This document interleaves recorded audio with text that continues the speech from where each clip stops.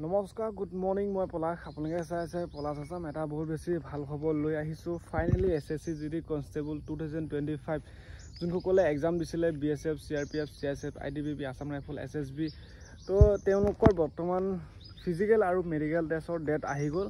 তো এই ভিডিঅ'টো শেষলৈকে চাই থাকা, আৰু যদি মোৰ পলাশ আছাম ইউটিউব চেনেলটো প্ৰথম চাইছে তো ছাবস্ক্ৰাইবটো কৰি ল'বা।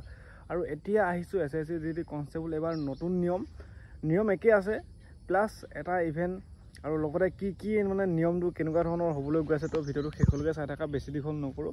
তো এতিয়া SSC GD কনষ্টেবলত বহুতখিনি বিভাগ আছে। BSF, CRPF, CSF, ITBP, Assam rifle বা SSB, যিবিলাক পদ আছে তেওঁলোকে এটা চাকৰি পাই যাব সেই পদত, কিন্তু এটা ভাল নম্বৰ লাগিব। এতিয়া এক্সামত ভাল মাৰ্ক পাই গ'ল, তো 50% হৈ গ'ল।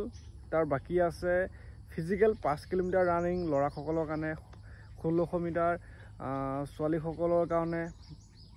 তো এইবাৰ ফিজিকেলত মানে ৰানিংটো তেওঁলোকে 30টা গ্ৰাউণ্ড মানে 30টা ঠাইত পাতিব। তো 30টা জেগাত পাতিব। আমাৰ অসমৰ উজনি হ'লে বোলে যোৰহাট, বা আমাৰ নামনি হ'লে গুৱাহাটীতে হয়, বা এনেকৈ টাইপৰ SSC GD কনষ্টেবলৰ ফিজিকেলটো হৈ যায়। তো এতিয়া মেইন কেছটো হ'ল ফিজিকেল ডেট কেতিয়া। তো আজি ভিডিঅ'টো এইটোৱে যে ফিজিকেল ডেট আহি গ'ল, কিন্তু ফিজিকেল আমাৰ হ'ব 20 আগষ্টৰ পৰা 11 ছেপ্টেম্বৰ ভিতৰত। এইকেইদিনতে মানে ফিজিকেল হৈ যাব SSC GD কনষ্টেবল। যোনসকলে ফিজিকেল দিবলৈ নাম আহি গ'ল তেওঁলোকৰ কাৰণে ভাল খবৰ। 20 আগষ্টৰ পৰা ফিজিকেল ষ্টাৰ্ট হ'ব, 11 ছেপ্টেম্বৰ ভিতৰত শেষ হৈ যাব ফিজিকেল টেষ্ট ল'ৰা ছোৱালী অসমৰ কাৰণে। তো এতিয়া ফিজিকেলত এবাৰ মানে কি হ'ল, GPS ট্ৰেকাৰ লগাই দিব। মানে যোনে ৰানিং কৰিব যাব তেওঁলোকক GPS আমাৰ যেনেকৈ যিদৰে আমাৰতো ৰিচেণ্ট যি আমাৰ অসম পুলিচৰ, আছাম কামাণ্ডো, আছাম ফৰেষ্টৰ যোনসকলে দি থৈছে তেওঁলোকক গমেই পাইছে। আমাৰ বুকলেট লগাই দিয়ে GPS, আমি কিমান মিনিট কিমান ছেকেণ্ড লাগিলে।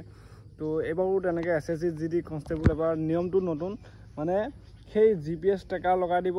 তো কিছুমানে হয়তো বুকুত দিব, নহ'লে ভৰিত দিব, আমাৰ যেনেকৈ GPS লগাই দিয়ে। তো ৰানিংটো সেনেকৈ কিমান কিলোমিটাৰ কিমান মিনিটত কিমান ছেকেণ্ডত সোমালে, তো সেনেকুৱা ধৰণৰ GPS ট্ৰেকাৰ লগাই দিব।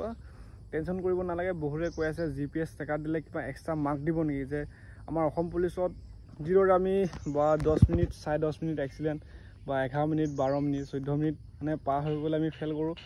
তো কি হয়, SSC GD কনষ্টেবল 5 কিলোমিটাৰ মানে 5 কিলোমিটাৰ তোমালোকৰ সেই 4.8 কিলোমিটাৰ হৈ যায়, কিন্তু 5 কিলোমিটাৰে হ'বগৈ চাগে। কিন্তু তোমালোকৰ এইটো GPS ট্ৰেকাৰ দিলে তোমালোকৰ অসম পুলিচৰ দৰে মাৰ্ক নাথাকে। খালি 24 মিনিটৰ আগত শেষ কৰিব লাগিব মানে ফিজিকেলটো, মানে ৰানিংটো। আৰু ছোৱালীসকলেও গমেই পাইছা 1.6 কিলোমিটাৰ মানে 1600 মিটাৰ।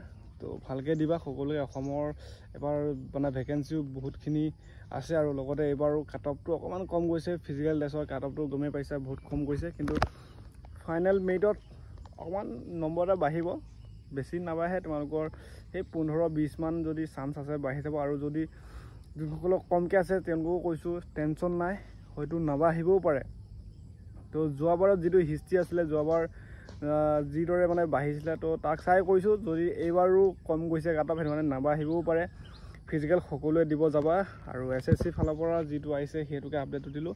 যদি মোৰ পলাশ আছাম ইউটিউব চেনেলটো প্ৰথম চাইছে তো ছাবস্ক্ৰাইবটো কৰি লোৱা। ফিজিকেল ডেট 20 আগষ্টৰ পৰা ষ্টাৰ্ট হ'ব, 20 আগষ্টৰ পৰা ষ্টাৰ্ট হ'ব, 11 ছেপ্টেম্বৰত শেষ হ'ব ফিজিকেল টেষ্ট।